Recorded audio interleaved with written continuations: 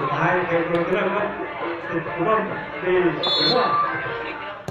ท้ายก่อนครับบอลออกไม่ต้องแพ้บอลออกไม่ต้องแพ้ อย่าหมุนกระตุกกันอย่ากระตุกปุ๊บปุ๊บหมุนร่วงพืดอ่ะเต็มแล้วก็แล้วตาม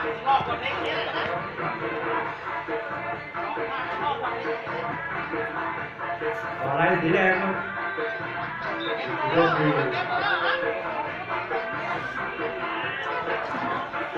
มาตรงนี้ทุกคนสีหาตาถ่ายได้ไหมฟังถ่ายทางแค่ได้ติดขออะไรโอ้โหเป็นการฟาวตั้งเลยเอาทีมเป็นกากอยู่แล้วก็มาดูแต่เราเล่นน้อยใจมีความสีหาตาครับเป็นทีมไปเอาลูกสูงสบายเอาสูงสบาย เขาไม่รู้หรอกมีคนไปแอบถ่ายเขาอยู่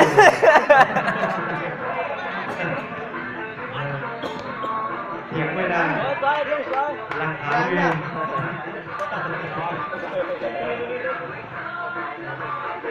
อะไรออกขวามาอะไรไหมหลังไม่ออกเลยหลังมาไม่ได้ครับถูกต้องเดี๋ยวเราทำคนกลางครับหลังให้ก่อนมาขอไปกินมาให้กับหมายเลข9ทำด้วยสุภาพอะไรจุดสุภาพยิงเลยโอ้โห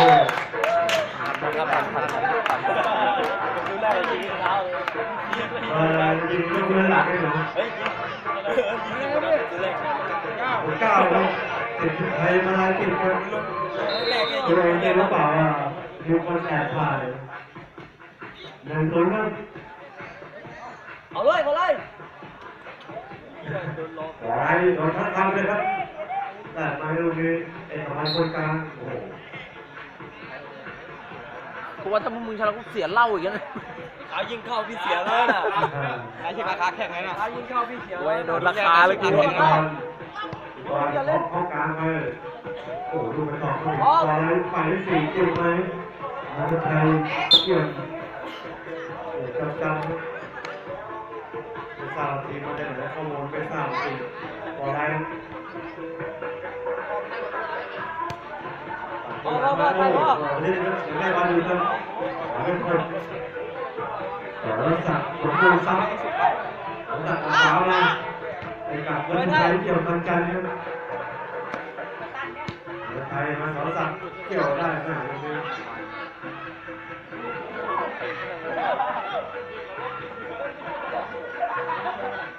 มาได้ครับทั้งฝั่งสิบโอเวอร์ทีสิบไทยมาเลยเป็นประธานกรรมการนะเย็นทางไกลแล้วต้องเอาตัวรับจังหวะดูดกระถองได้ตองยังไม่แตกครับได้ที่นักไทยอยู่กำจัดก็ปักขามาปักอะไรครับต่อลูกไม้ยิงไกลโอ้โหไม่ตรงต่อนี่มีตัวกับจิงว่าติดตัวดีอะไรสีแดงนัดแรกของทั้งคู่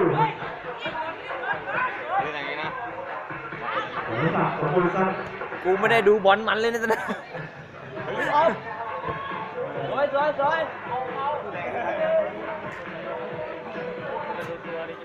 แปลกได้เราเรื่องของอะไรการบางคนเราดีออกรูปมาการเองในสหรัฐบาลี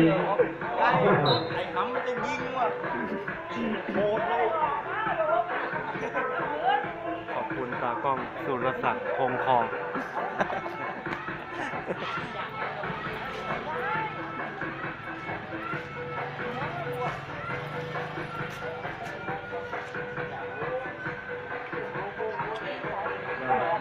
ผมก็มาครับทางฝั่งสุรปี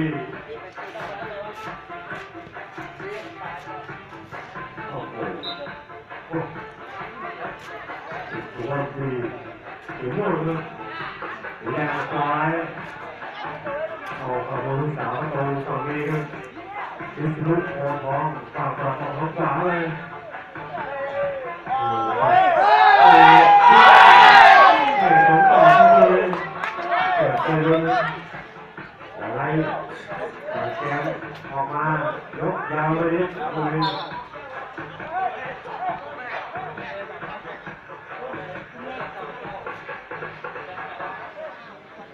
แกใหม่ครับตัวตอนสิบตัวดีออกซ้ายมาดูกับสารัตบางทีออกเป็นไปดีสารัตบางทีไปที่มาให้กับสายเสียใจไหมรัตพงศ์ศรีภูพรโดนชกไปอันนี้บอลออกให้ข้างมาแต่คิดดูด้วยต้องฝั่งทีมต่อย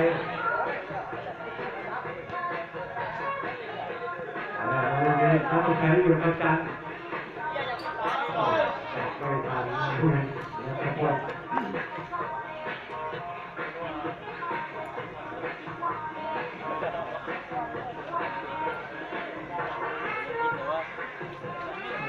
แกใหม่ก็เข้าฝั่งคุณด้วยดีครับ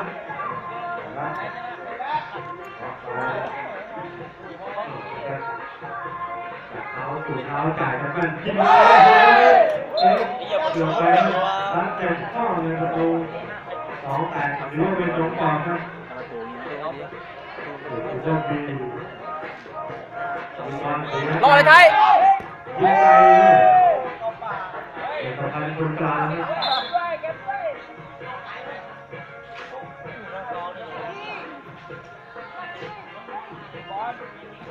แกใหม่ครับทางฝั่งทีมบอลสมศักดิ์สมบูรณ์ทรัพย์ออกทางซ้ายหาเล่น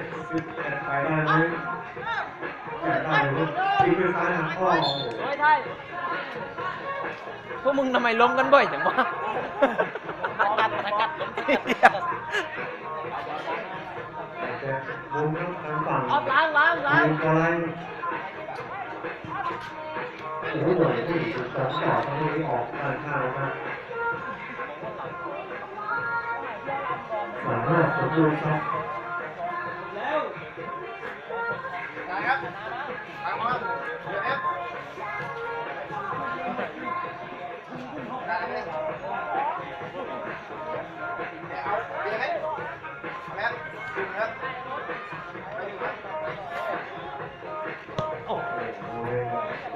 ไม่ตรงต่อ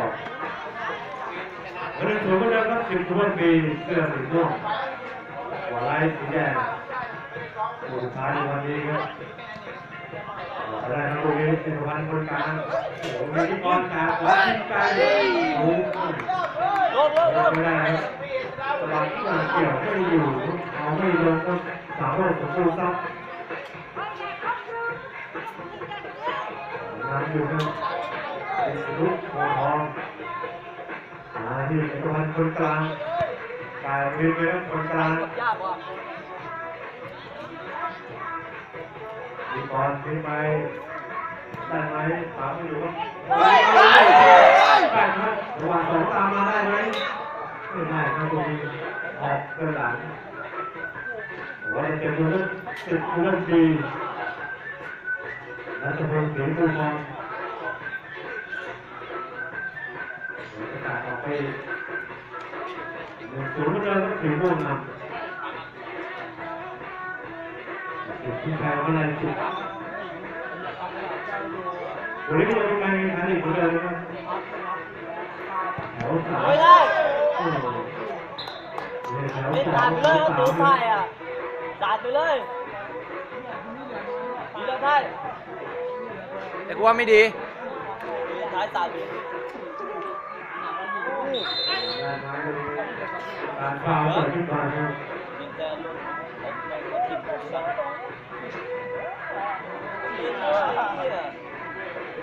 ชอบที่ไหนสองทีมนี้ลายมือสวยทั้งคู่ปั่นดีกว่าปั่นเลย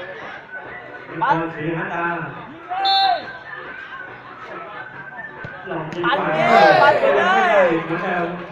ผมปัดได้ก็ทำไงแต่ดูแล้วสวนม่วงครับแก แต่ผู้เล่นกว่ามาเล่นสั้นเดียวมาด้วยกับพันเอาไว้ทันแล้วมีเอาละสวนร่วงไม่ผ่านเอารถออกไม่ดีนะติดรถดี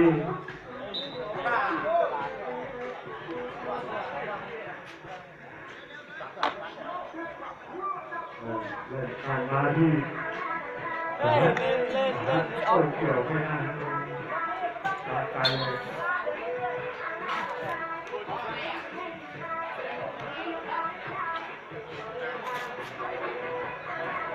ไปสูงเด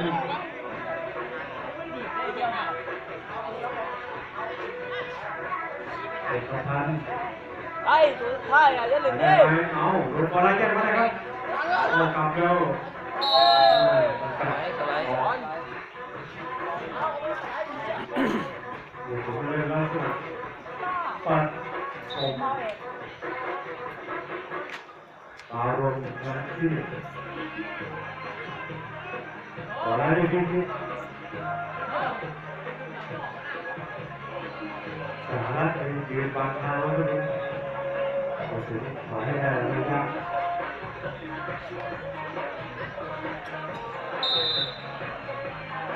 ขอไล่นะคุณศักดิ์โอ้โหแต่ว่าทำตัวสุดยอดนะครับพิศนุโอทอง ทันครับทันครับทันทุกลูกเลย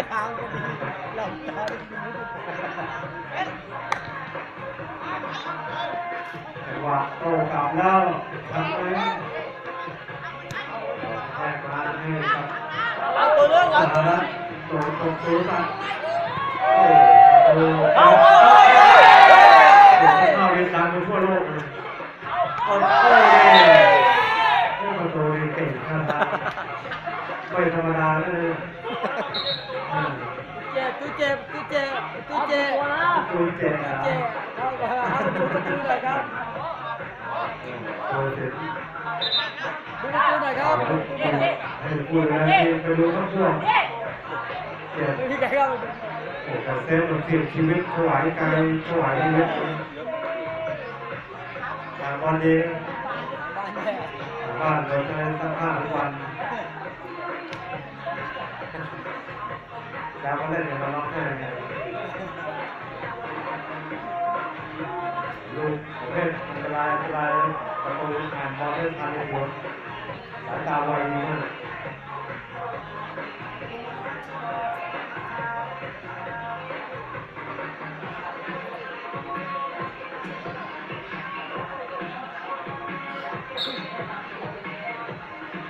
เล่นมาถือว่าสัตว์ของมือสัตว์เล่นไป เอาจะพวด เอาเล่นออกมาสัตว์คือแต่ที่ยิงเท่านั้นครับยาวแล้วโอ้เกี่ยวไม่ถึงครับ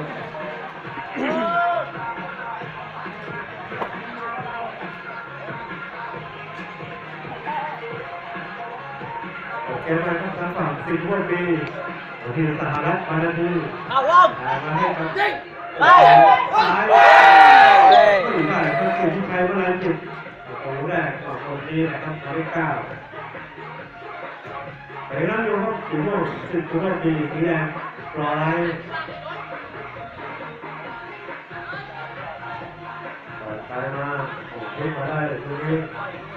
กินมาโอ้โหแค่ได้อีกแล้วครับยิงทะลุหัวท้องแล้วขวาเลยโอ้โหเป็นประมาณรัดไกลไม่ขอสอบครับประมาณคนกลาง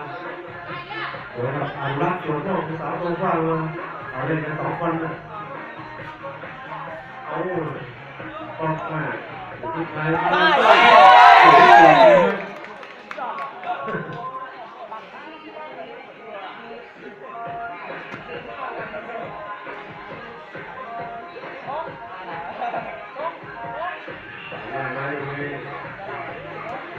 กระชนมา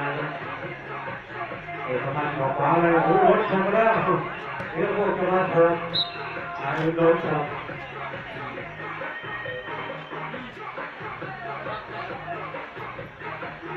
อะไร เป็นของร้อยดู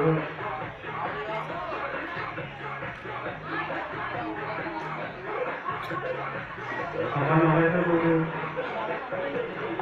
เอกสมบูรณ์สมบูรณ์ทรัพย์หัวสมบูรณ์ทรัพย์เยอะเลยนะโอ้โห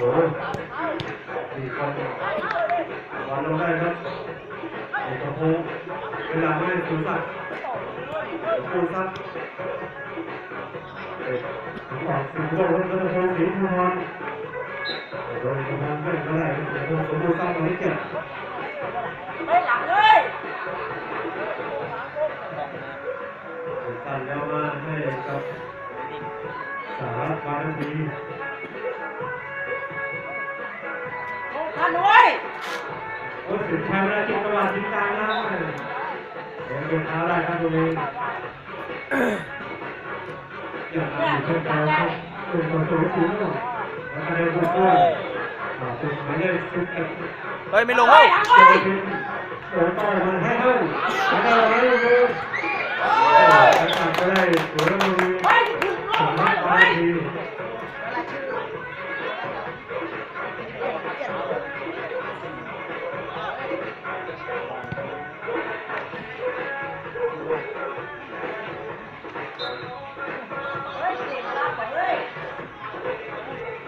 เดี๋ยวนะครับตั้งฟังสิ่งร่วมดียกมาโอ้โหสุดท้ายมาถึงที่โคสุดสักดิ์สมบูรณ์ทรัพย์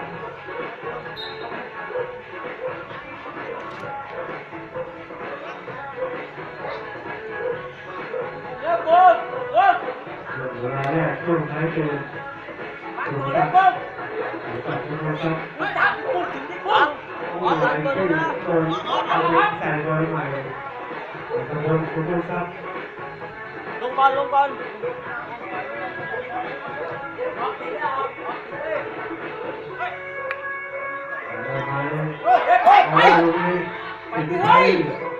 สิบไทยมาแล้วนี่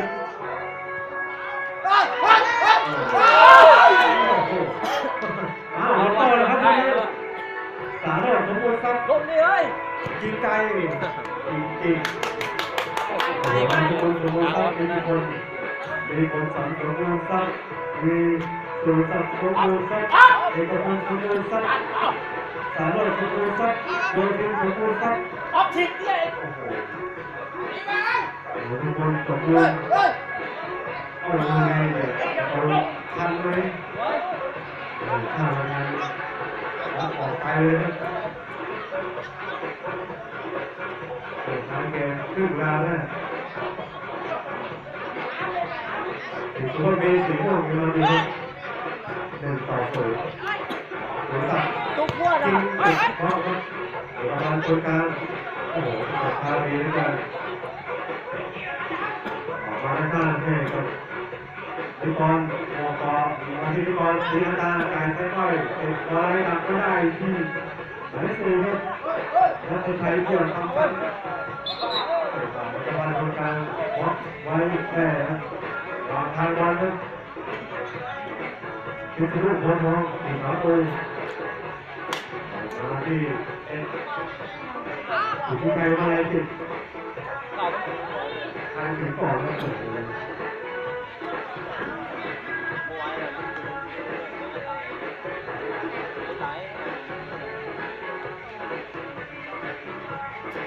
นี่ก็คนแรกที่เป็นในการ30 นาทีคนแรก18นะคนแรก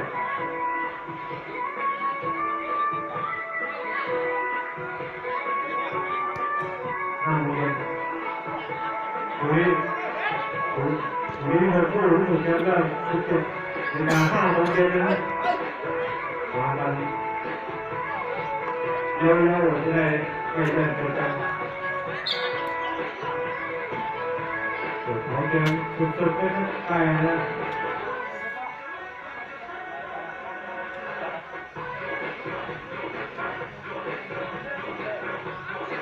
ต่อประตูถึงโบยเป็นก็คือสุดโบทองเป็นสินใจอะไรติดแล้วขวาไปเดี๋ยวพันต่อไปขึ้นกับสหรัฐมาทียกมา สุรศักดิ์โอ้ประกาศจุดเปลี่ยนบอกขึ้นมาเดี๋ยวลงแต่ดูครั้งหนึ่งสุรศักดิ์สมบูรณ์ครับ ถ้าพรุ่งนี้ใครแพ้เจอผม ขอต้องฟังสิ่งที่ดี ใครแพ้เจอผม ได้หรือไม่ลงไปรอได้ ได้ไปเลยได้ สักไปนี่เป็นทางการสุรศักดิ์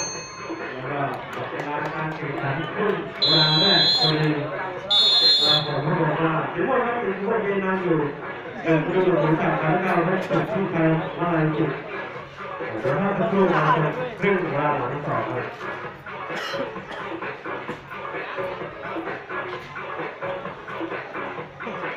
สำหรับวันพรุ่งนี้นะฮะเรามีการแข่งขันด้วยการเตะคู่เริ่มด้วยยุวชนรอบแรกนะครับรอบแรกแล้วก็คู่นี้เนี่ยจะเป็น